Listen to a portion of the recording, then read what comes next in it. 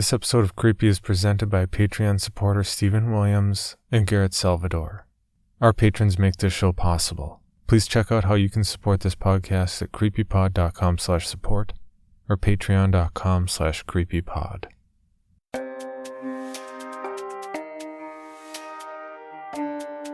This is Creepy, a podcast dedicated to sharing the most famous, chilling, and disturbing creepypastas and urban legends in the world. Whether these stories truly happened or are simply fabrications is for you to decide.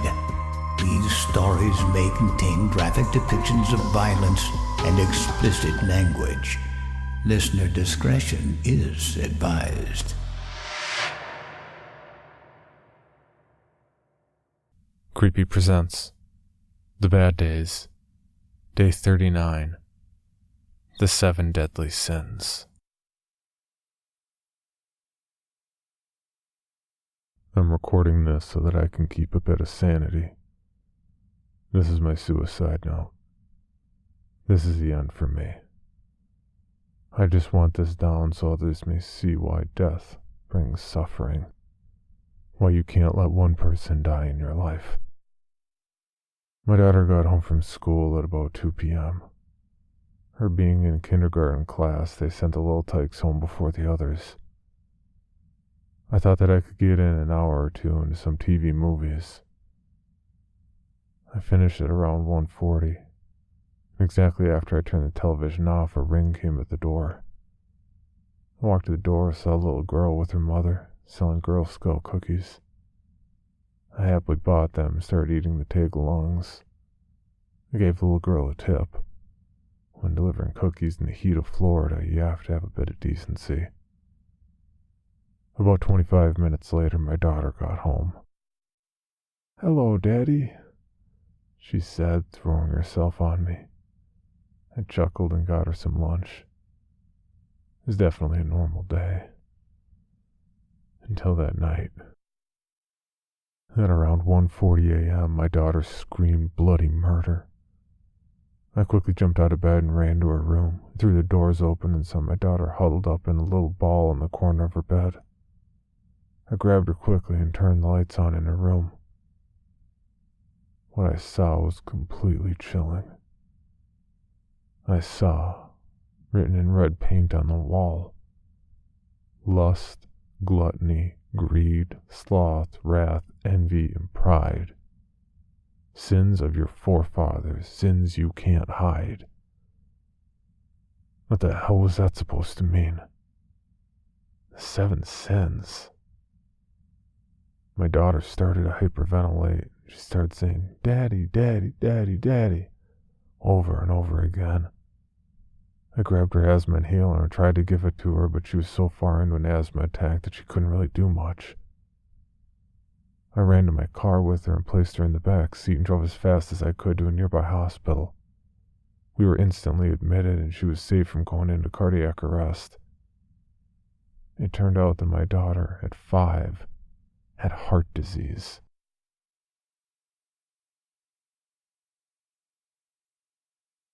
It was about 7 years later, and during those 7 years, the things started to get really bad. It was Christmas time. I had a wife, Samantha, and a son named Gregory. My daughter, Haley, was 12 years old. Gregory was about 4. I was loving my life. The kids were happy. Samantha and I were happy. It was great, except for those previous years. The first year, all the women around me became aroused and flirted with me constantly. You want to know why that was bad? Because every one that I rejected killed themselves in some horrid way. One gutted herself with a kitchen knife. Another hung herself from the gutter on her house.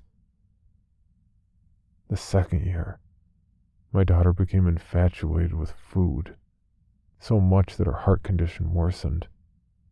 She was rushed to the hospital over 10 times during the course of the year.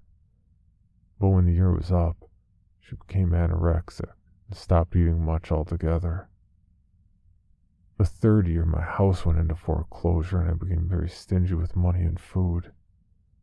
We later found out that the landowner of our house still had rights to our land and was stealing money out of my credit card for 2 years.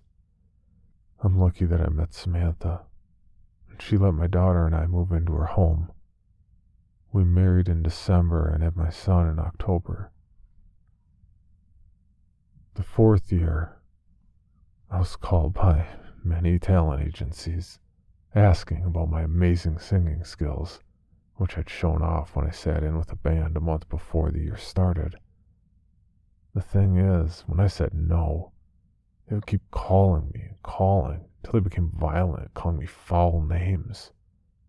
One of them even tried to kill me right outside my house, shot at me with a handgun and clipped my ear. The fifth year, I became inexplicably angry at my daughter and wife for everything. I became abusive in the month of December. But in that same month, I fell down the stairs and suffered brain damage.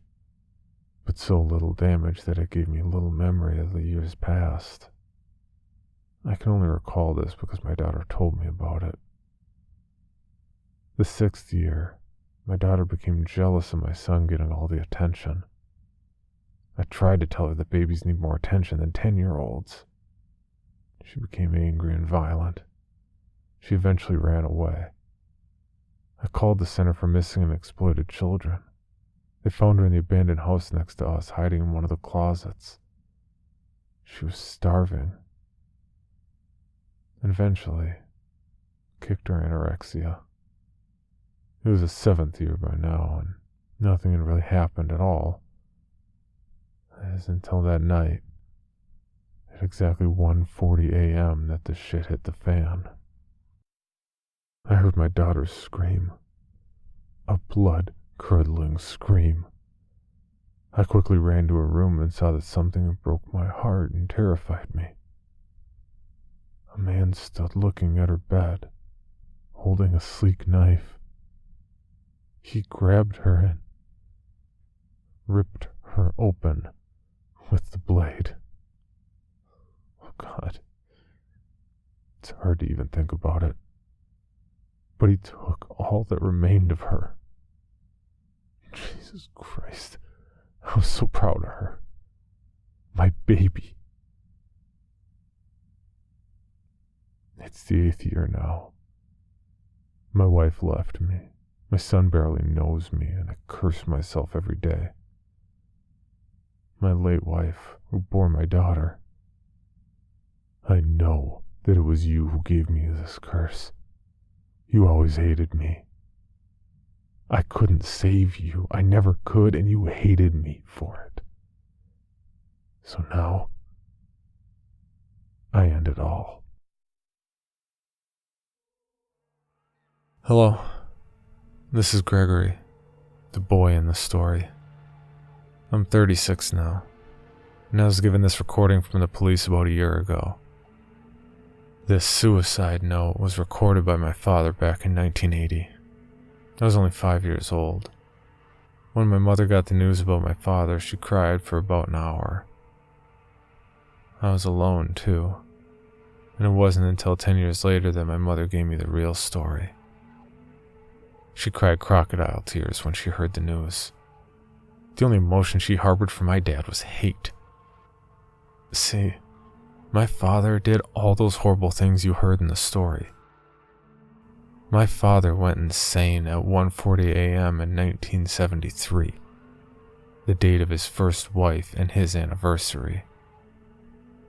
Psychologists saw him when his wife died and suspected that his wife's death was all his fault. He created an excuse and based his so-called revenge on the 7 deadly sins. The night of his wife's anniversary, he gave his daughter a shot of steroids, which gave her the heart condition. He killed every woman who flirted with him for 1 year, making their deaths look like suicides. The second year, he stuffed his daughter full of food, making her eat the largest portions. He became upset that he didn't kill her, so he made her throw up her food after every meal when the year was up. The third year, he sold his house and let my mom use money from his credit card.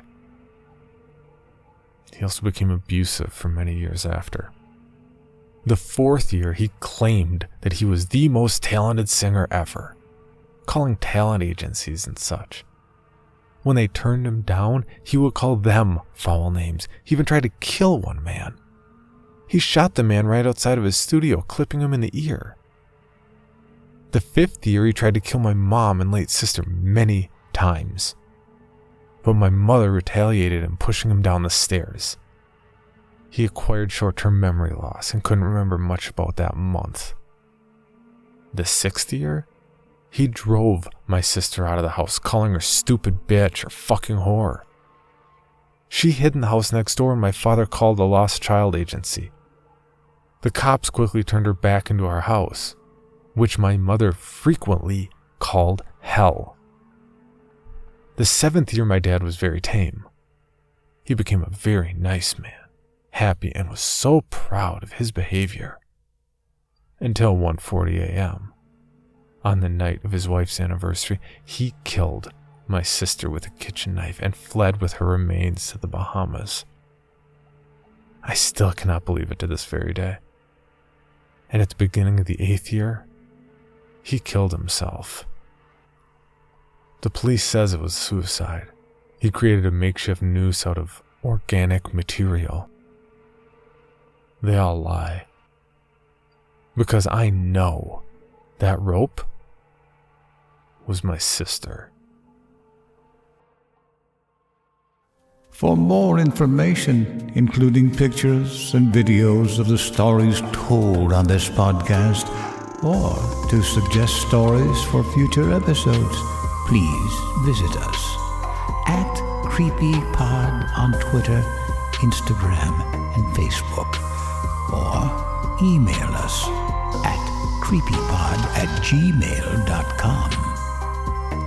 All stories told on this podcast can be found at creepypastawikia.com and are protected by a Creative Commons license.